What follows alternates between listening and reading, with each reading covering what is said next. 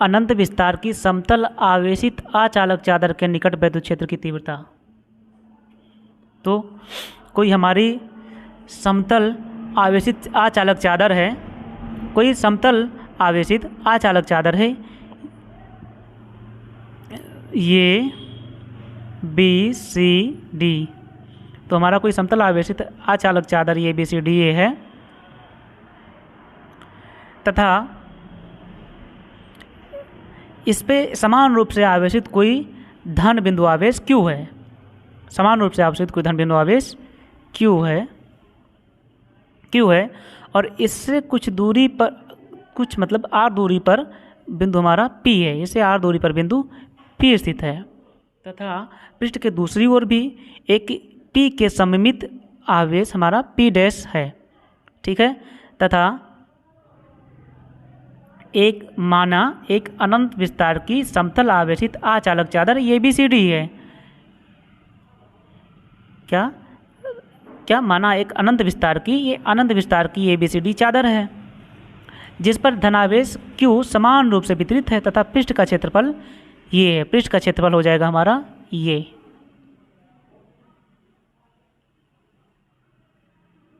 क्षेत्रफल ये है और इससे r दूरी पर एक बिंदु P है जिस पर वैद्युत क्षेत्र की तीव्रता ज्ञात करनी है। एक बिंदु P है जिस पर हमें क्षेत्र की तीव्रता ज्ञात करनी है तथा चादर के दूसरी ओर P के सममित अन्य बिंदु P डैश है। P के सममित अन्य बिंदु P डैश है। इस प्रकार हम चादर के आर पार एक गॉसियन बेलन की कल्पना करते हैं। इस प्रकार हम चादर के आर पार एक गॉसियन बेलन की कल्पना कर सकते हैं।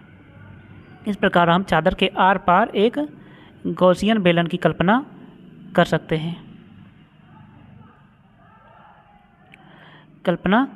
सकते हैं, जिसके सिरे चादर के सिरे के समांतर हैं तथा इस पृष्ठ के गॉसियन बेलन है, इसका सिरा जो है चादर के सिरे के क्या है, समांतर है। सिरा चादर के सिरे के समांतर है तथा प्रत्येक सिरे का जो क्षेत्रफल है वो ये है तथा प्रत्येक सिरे का क्षेत्रफल भी क्या हो जाएगा, ये हो जाएगा।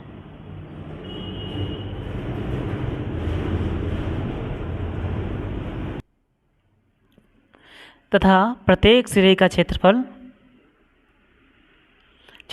ये है। इस प्रकार बेलन के दोनों सिरों से होकर गुजरने वाला वैद्युत फ्लक्स फाई ई बराबर हो जाएगा इंटीग्रल ये E D A plus integral ये ई बराबर हो जाएगा E D A plus integral E D A. और चूँकि ई व क्षेत्रफल सदिश डी ए समांतर हैं, चूँकि वैद्युत क्षेत्र ई व क्षेत्रफल सदिश डी ए समांतर हैं, अतः ई डी ए बराबर ई डॉट डी ए हो जाएगा। तो फाई ई बराबर हो जाएगा E D A plus E D A. चूँकि जब दोनों एक दूसरे के समांतर हैं तो यहाँ पर कॉस थीटा नहीं लगेगा, तो हो जाएगा हमारा सदिश हटाएंगे तो ये सेम ऐसे ही बना रहेगा। तो वेक्टर सदिश ई डी ए बराबर ई डी ए। तो इस प्रकार फाई बराबर हो जाएगा हमारा, तो इंटीग्रल डी ए का मान डी ए ही रह जाएगा, तो हो जाएगा 2 डी ए।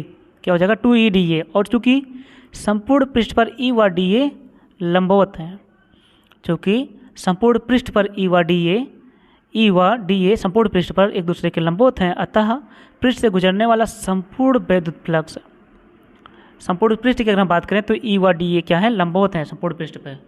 तो क्या हो जाएगा, पृष्ठ से गुजरने वाला संपूर्ण वैद्युत फ्लक्स फाई ई बराबर हो जाएगा 2 ए। फाई ई बराबर हो जाएगा हमारा 2 ए।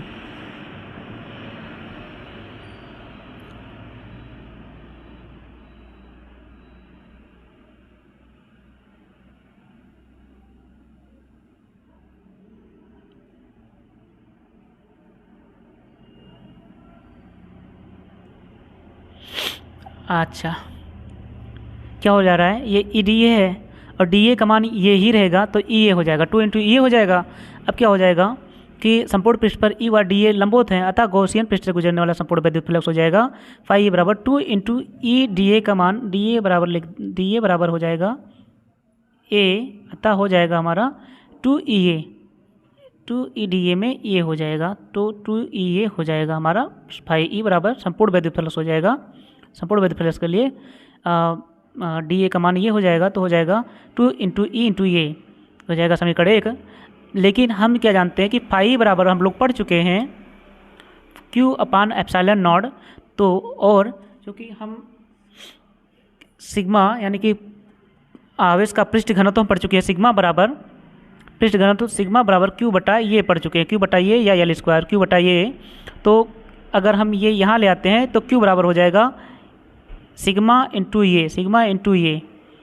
तो फाई बराबर क्यू अपान एप्सिलॉन नॉट व क्यू बराबर सिग्मा इंटू ये, तो 2E ए बराबर क्यू अपान एप्सिलॉन नॉट ऐसे लिख दिए हैं, क्यू अपान एप्सिलॉन नॉट। और क्यू का मान है हमारा, क्यू का मान हमारा है सिग्मा ये, तो हो जाएगा क्या सिग्मा ये अपान एप्सिलॉन नॉट।